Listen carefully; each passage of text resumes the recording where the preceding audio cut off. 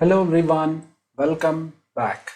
In this session, we will talk about the third type of object in Python, which is the sequence object types. So first of all, let's understand what is a sequence object.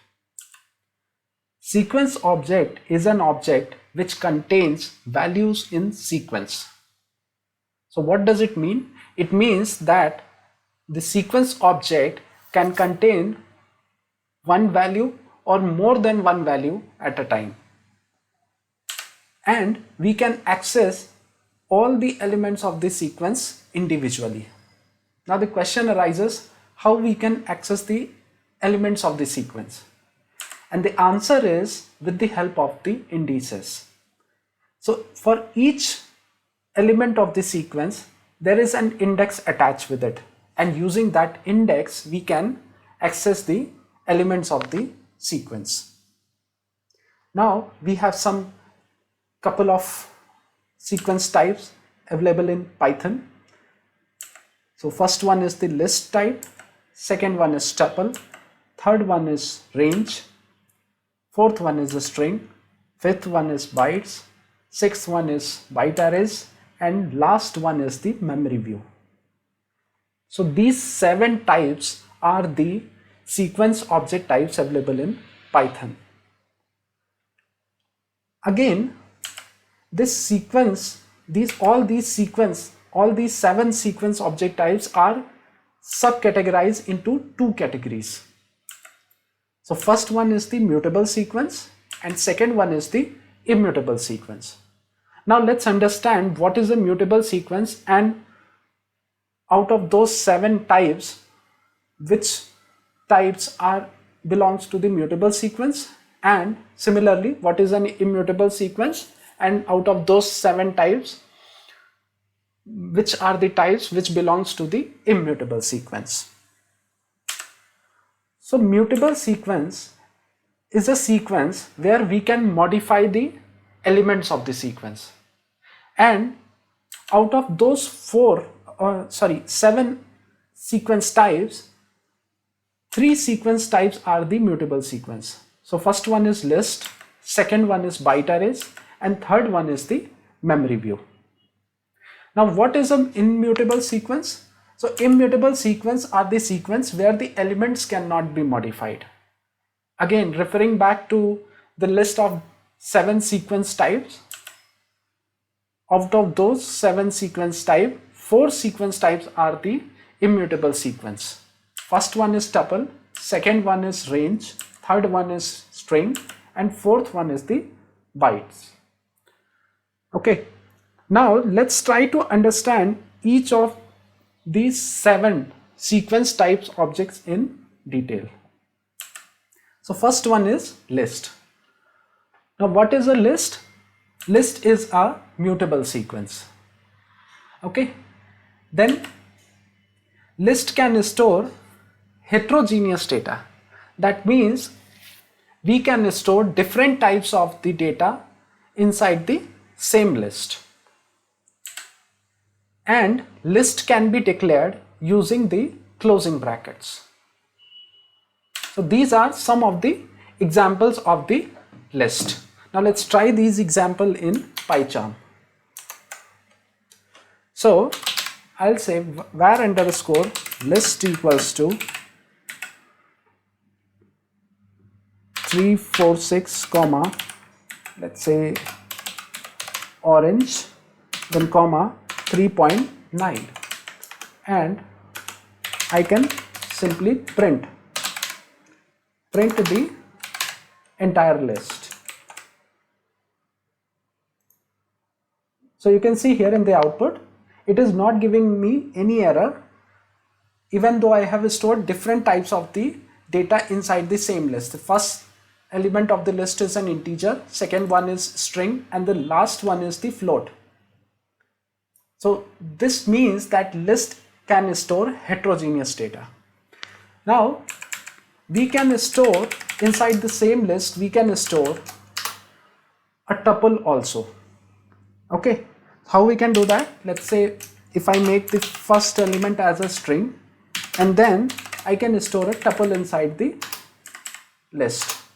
So tuple are basically declared using the parenthesis, and inside the parenthesis I can write again some values. When I rerun my code, you can see here it is not giving me any error. So that means we can store tuple inside a list also. Similarly, we can store another list inside a list. So if I change this parenthesis to closing bracket and now rerun the code, so you can see here we are getting the correct response. So we can store a list inside another list also. Again, we can store a dictionary also inside the list. So let's say I use some complex number as the first element, then I'll put one dictionary here, and definitely dictionary is a key value pair, so I have to give the key value pair inside the dictionary. Now if I save it and run my code, again it is giving me the correct response. So that means we can store dictionary inside a list also. Okay, so this is what I meant to say, that we can store almost all type of the objects inside the list. Now the next type of the sequence is the tuple. Now what is a tuple? Tuple is an immutable sequence. That means we cannot modify elements of tuple. Tuple can also store heterogeneous data. That means the same tuple can hold different types of the data. And tuple is declared using the parenthesis. So here are some of the examples of the tuple. Now let's try this in PyCharm. So I declare one variable named as var_tup, and in that I'll specify some values. So it is 346 orange and then 3.9. Now let's run this. Sorry, let me print the value here.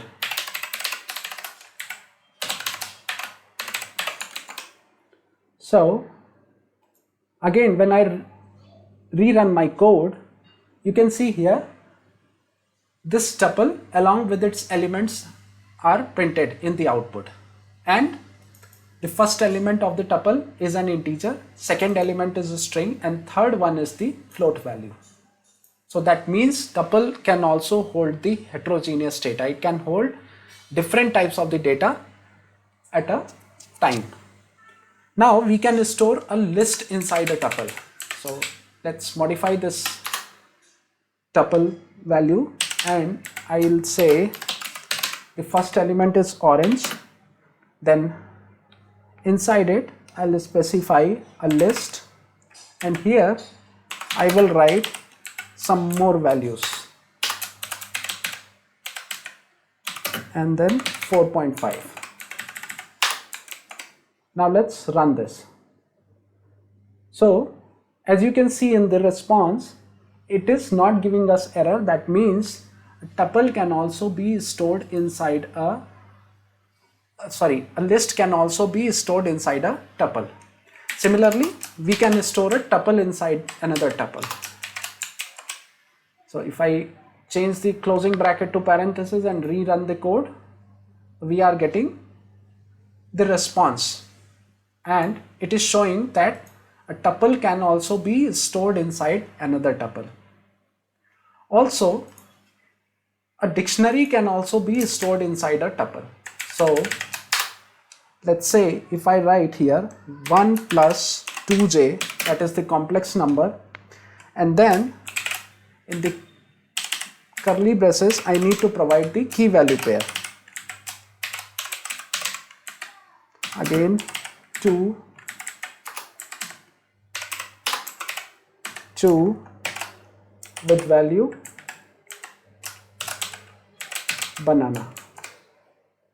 Now, if I rerun my code, it is giving me the response. That means dictionary is also allowed to be stored inside a tuple. Okay. So what I mean to say that we can store almost all type of the object inside a tuple. The next thing is, if let's say there is a single element inside a tuple, then we have to put comma in the end. Okay, otherwise it will be treated as a single element, it will not be treated as a tuple sequence. So in the example you can see here var underscore tup equals to 2 is there, element 2 is there, single element is there within the parenthesis, but in the end comma is also there. This comma shows that this is a tuple of a single element. So if I write something like this, var underscore tup equals to parenthesis 2 comma, and again if I print this value, it will give me the correct response. It is not giving me error. But let's say if I miss this value 2, then what will happen when I rerun my code? You can see here it is just printing the single element. It is not printing the tuple of elements. So that is the difference. When there is a single element inside a tuple, you have to put comma in the end. Okay. So this is all about the tuple sequence type. Now the third one is the range sequence. What is the range? First of all, it is an immutable sequence. That means we cannot modify the elements of a range. Then what is a range? Range is a sequence of numbers. And range can be generated using the range function. So this range function takes 3 parameters.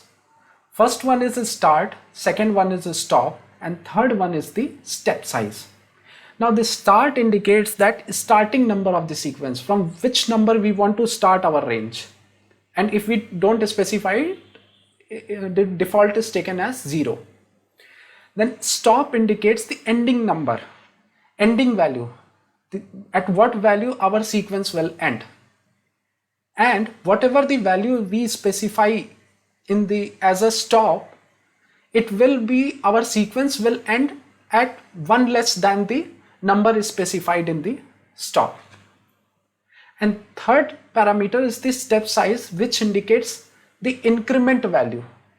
So after the first element of the range is printed, then what will be the next value is decided by the step size. And if we do not specify the step size, then increment value will be taken as 1 by default.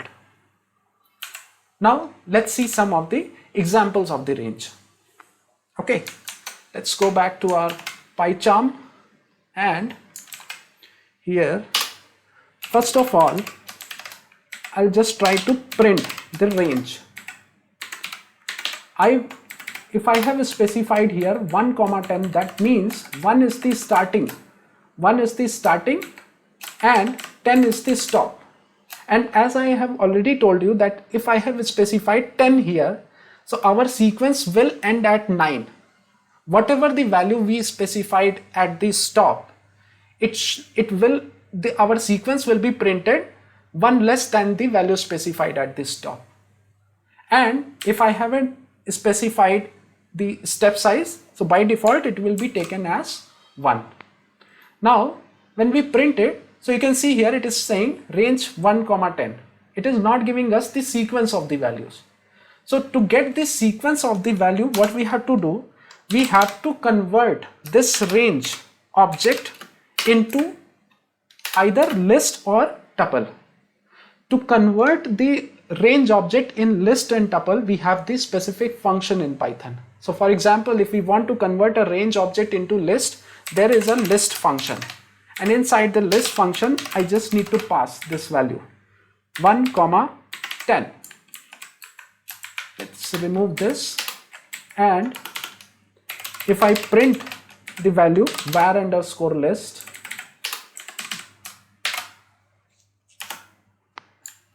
so you can see here in the response it is giving me the sequence of the value from 1 to 9 excluding this value, this top value 10, and it is a list of sequence.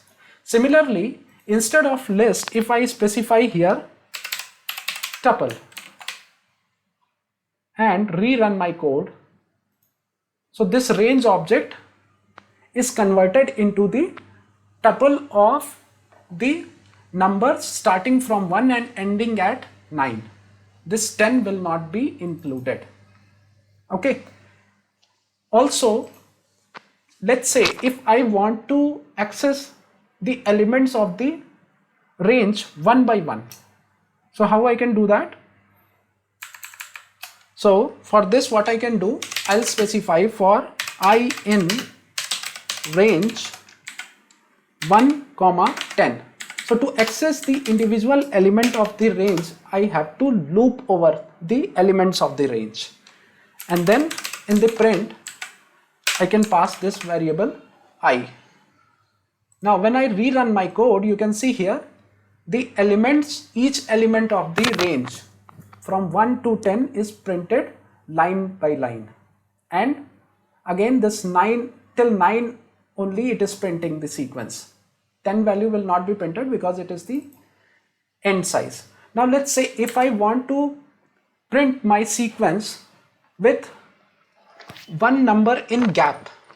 Okay, so what I'll do, I'll specify the step size as 2, and now when I rerun my code, so we can see here the first value 1 is printed, and then 2 is skipped and 3rd is printed, 4th is skipped and 5th is printed, 6th is skipped and 7th is printed, and similarly 8th is skipped and 9th is printed.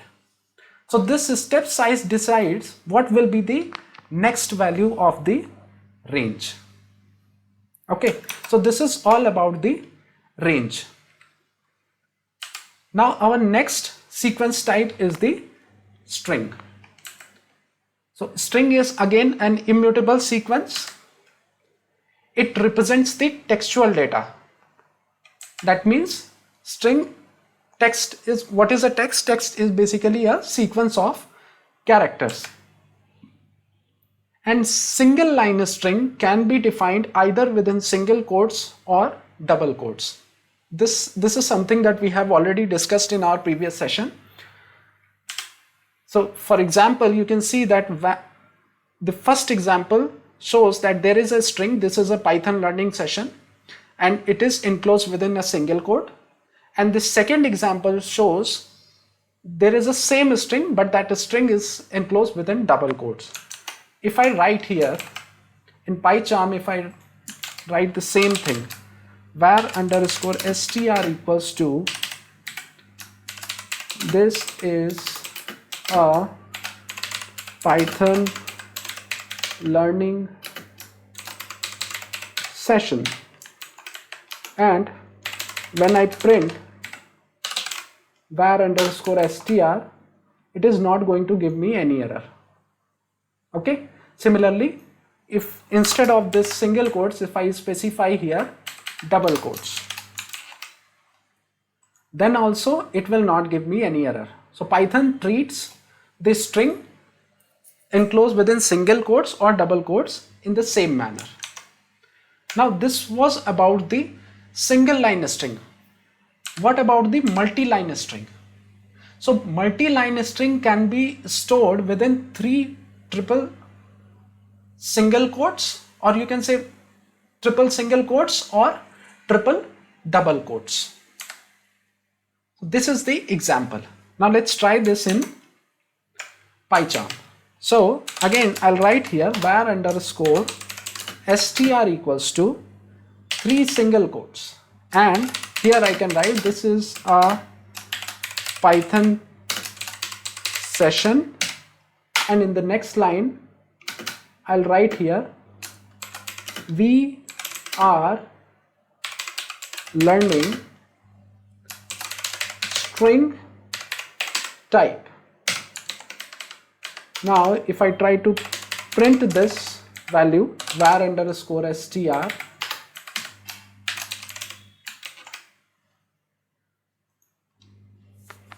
Python will not give us any error. So you can see here, this is not giving us any error. And similarly, instead of 3 single quotes, we can specify 3 triple quotes. So instead of these 3 single quotes, I'll specify 3 triple quote, or you can say triple double quotes. So again, you can see here, we are not getting any error. So that means string enclosed within single quotes or double quotes is treated as same in Python.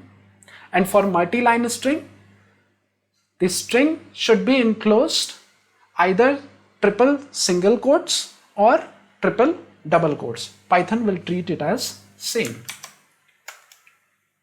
Now the next type of the sequence is the bytes. Bytes is an immutable sequence. And why we use bytes? Because it is basically used for binary data manipulation. And bytes are declared using the string literals, but the difference is there will be a character b in prefix, which denotes that this string is of the byte form.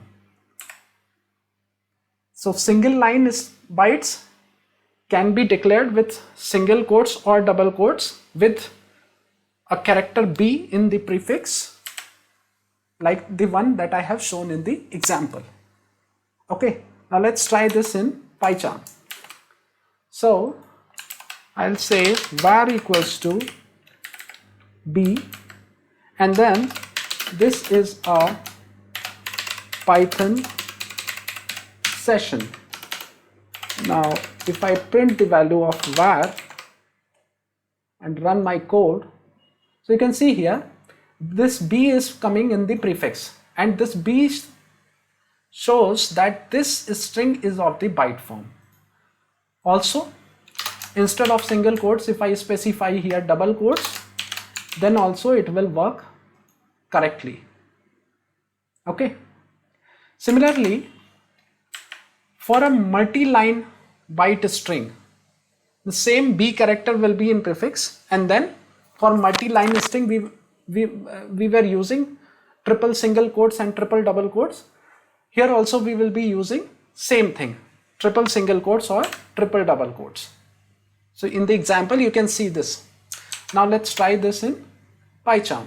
So I will just remove this and write here triple single quotes instead of this triple single quotes. In the next line I'll write one more line. We are learning bytes in Python. Now when we run this, we can see here it is not giving us any error, and instead of this single quotes, if I specify here triple double quotes, then also it is not going to give us any error. Python will treat it as same. Okay, so this is all about the byte sequence type. Now the next sequence type is the ByteArray. Again, ByteArray is a mutable sequence. It is similar to bytes, but the difference is bytes is an immutable sequence. That means we cannot modify elements of the bytes, but ByteArray is a mutable sequence. That means we can modify elements of ByteArray. And ByteArray is declared using the ByteArray function. So in the example you can see that b, and inside the single quotes we have written hello world, but this whole byte has been passed inside the ByteArray function. Okay, So in our further sessions, I'll tell you how to check the object type of any variable. But for now, let's assume that this hello world, which is framed as a byte, is passed inside a byte array function, and the entire value will be converted into the byte array. Now let's try this in PyCharm. So I'll say var equals to byte array of b within single quotes. I'll say hello world, and then print the value of var. So now when we run this, you can see here it is treating it as a byte array. Similarly, if I want to convert any integer value into byte array, so I can pass the value, let's say it is 40, and when I run it, so you can see here it is converting this byte array into the, or you can say that it is converting the integer value into the byte arrays. So this is how the byte array works in Python. Then we have the last type of the sequence in Python, which is the memory view. Now what is a memory view? First of all, it is a mutable object. That means we can modify the elements of the memory view.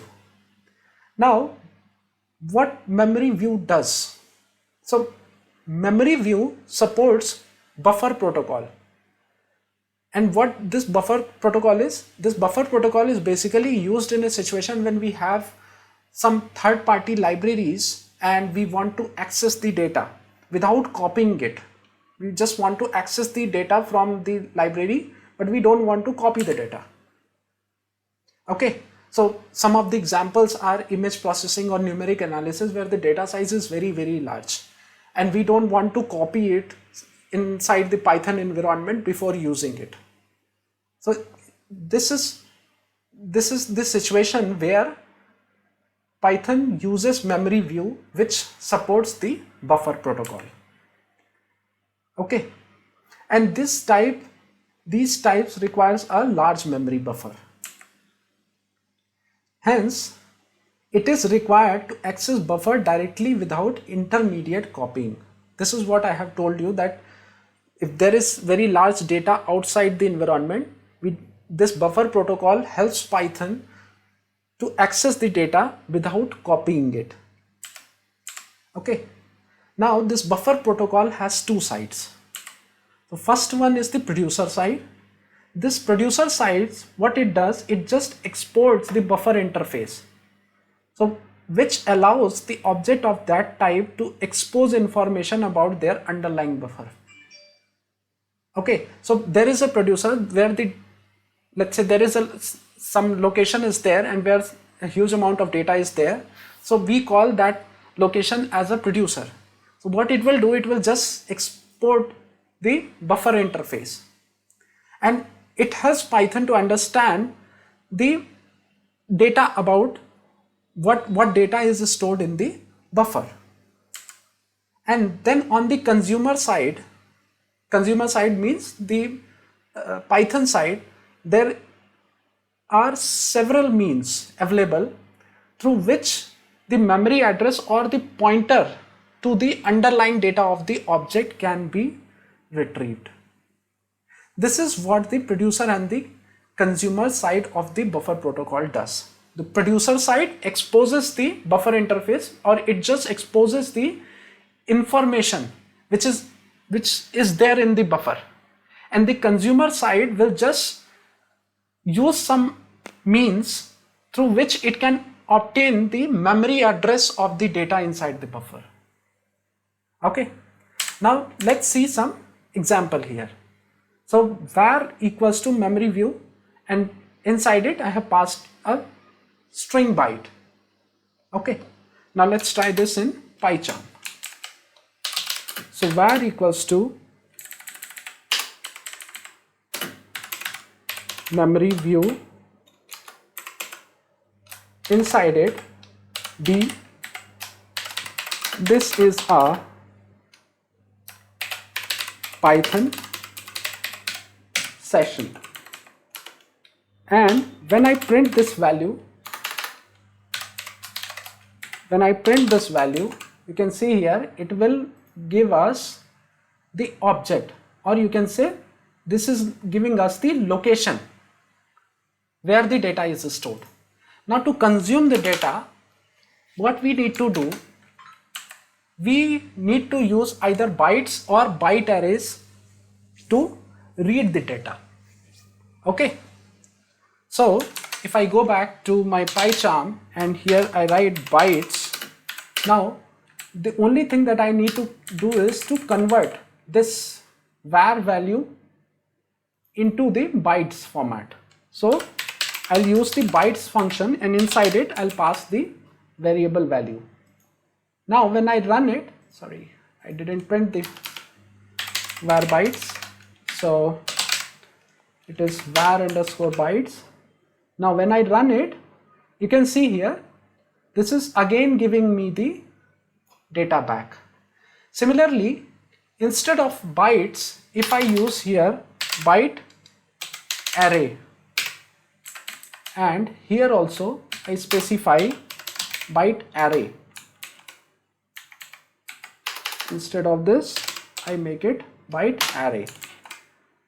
Now when I run it, so again you can see here, first of all it is converting the data into the object, which is showing the memory address where the object is stored, and then using bytes or byte array function we are able to access the actual data. So this is how the MomeryView sequence works. So these are the 7 different types of the sequence object types available in Python. That's all for this session. Thank you.